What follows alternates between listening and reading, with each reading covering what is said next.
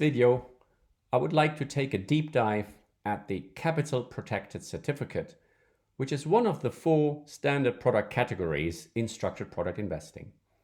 Let's start with the standard Capital Protected Certificate, which I can select here in the Structured Product Factory.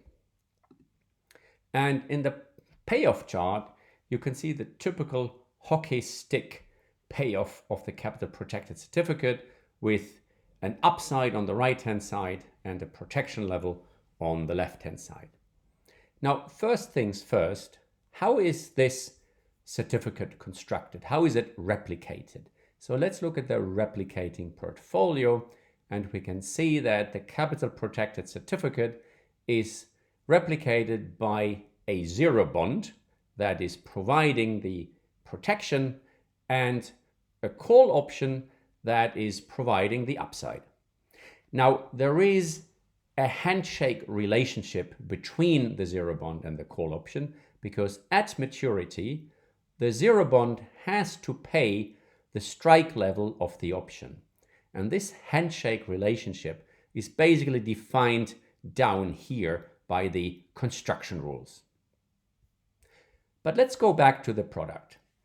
Now, the Capital Protected Certificate has 2 important parameters: the participation and the protection level. And there is obviously a trade-off between the 2. The reason is, if I change the participation, so I want more upside, then the protection level I can achieve is going down. And vice versa, if I decrease the upside participation, I achieve a higher capital protection, because there's a natural trade-off between the 2. Now, this trade-off between participation and protection is also influenced by the market parameters at issuance.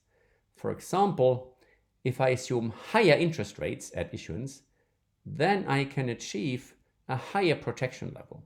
The reason is that with higher interest rates, it's easier for the zero bond to finance the upside.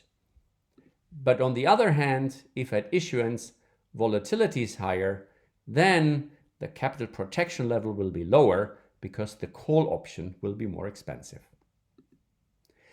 Another important feature to remember is that the protection level is only guaranteed at maturity, as you can see at the payoff.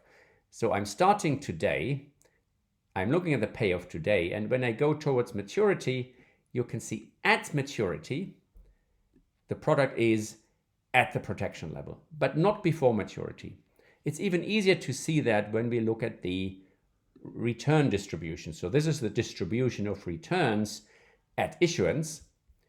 And when I pass through time towards maturity, you can see at maturity, the distribution shows a discrete probability spike. This is the protection level, and you see the probability of ending up at the protection level here, and this is the probability distribution of the upside. Of course, this probability distribution depends on the market parameters. For example, the expected return of the underlying. If I change this, also the return distribution changes. Or if I change the volatility, also the probability distribution will change accordingly. Let's go back to the product menu and take a look at more advanced versions of the Capital Protected Certificate. For example, here, the Capital Protected Certificate with a cap. The cap is achieved in the replicating portfolio by adding a short call option that caps the upside. Why would I do that? Well, the advantage of that is that with the cap level, I have another parameter to fine-tune the trade-off between upside and protection level. So I have another parameter where I can fine-tune this trade-off. And you can see that also in the return distribution.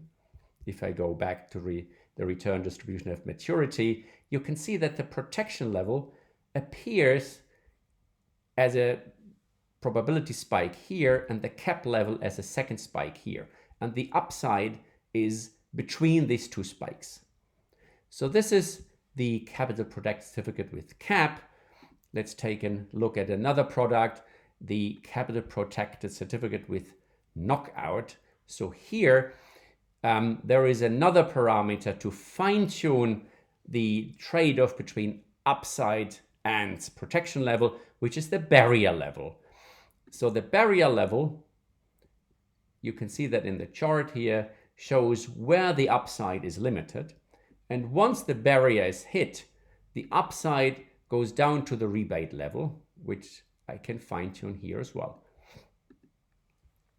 And again, looking at the replicating strategy, we see this is replicated by the zero bond and a call up knockout barrier option. And this barrier option has these parameters here, the knockout level and the rebate, which are the parameters that were shown up here in the parameters pane.